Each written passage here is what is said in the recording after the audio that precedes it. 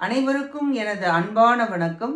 திருவள்ளுவர் இயற்றிய திருக்குறளில் அறத்துப்பால் அதிகாரம் 34 நிலையாமை 337வது குறள். ஒரு பொழுதும் வாழ்வது அறியார் கருதுப கோடியும் அல்ல பல. அறிவற்றவர் ஒருவேளையாவது வாழ்க்கையின் தன்மையை ஆராய்ந்து அறிவதில்லை.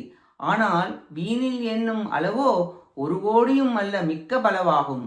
வாழ்க்கையில் ஒவ்வொரு வினாடியும் மரணம் துரத்திக் கொண்டேதான் இருக்கிறது. எத்தனையோ கோடி விஷயம் நினைப்பார்கள் அறிவில்லாதவர்கள்.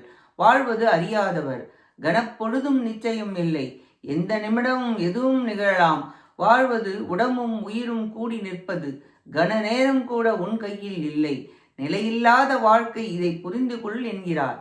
இக்குறளாலும் உடம்பு ஒரு கணமாயினும் நிற்பது என்பது நம்பப்படாமை சொல்லப்பட்டது. நன்றி, வணக்கம்.